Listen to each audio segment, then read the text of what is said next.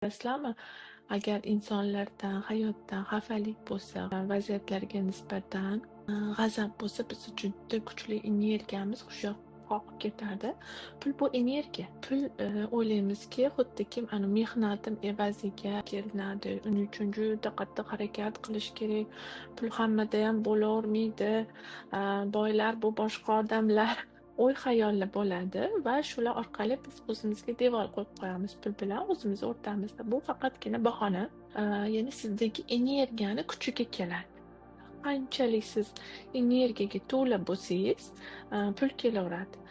Bizda hammamizda energiya bor. Bu tabiatdan beriladi bizga. Faqatgina biz u energiyani ertalab ko'zimizni ochishimiz bilan boshqalar muhokama qilishga, kimlargadir g'azabga, kimlargadir nafratga, vaziyatlardan xafa bo'lishga, insonlardan xafa bo'lishga yoki kimlardir muhokama qilishga yoki kimlardir hayotida qutqaruvchi pozitsiyasida bo'lib olishga, hammani hayotiga aralashishga, ishonmaslikka, bu o'tolarmikin deb jahlimiz chiqib, masalan, farzandlarimizni ham ba'zida solishtiramiz. Boshqa bolalar mana san tengqur bolalar mana bu ishlarni qilib yuribdi deymiz. Ya'ni bu degani siz farzandingizni kuchiga ishonmayapsiz.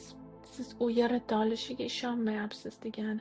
Va shu holatda farzandingiz o'solmaydi. Chunki u sizni ishonchsizligingizga ulandi va o'solmayapti. U qachon o'sadi, qachon rivojlanadi? Mana u o'sgan, kengaygan bolalarga juda hayot yoki og'ir hayot bergan, qiyinchilikda qolib ketgan bolalar va o'shanda shunda o'zini ushlaganda ketgan yoki bo'lmasa o'sha ota-onasi tomonidan juda qattiq ishonch va qo'llab-quvvatlash berilingan bolalar. Ya'ni biz faqat ularni kuchiga, ular o'ta olishiga, ular qanaqa ruh sifatida, planetada nima yo'ldan o'tishiga ruxsat berib turishimiz kerak va shunda, ya'ni ularga butun ishonch berib, faqatgina duo qilganimizda, duo qilaversak, o'sib ketaversin, rivojlanib ketaversin, kengayib ketaversin.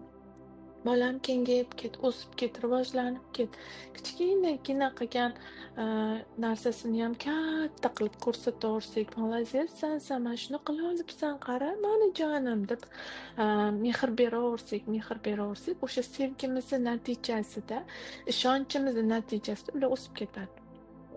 Va ularni hayotidagi bizni mana bu talab-rollarimiz, xafagarchiliklar, hamma g'azab, nafrat, boshqalardan kutish programmalarimiz, demak,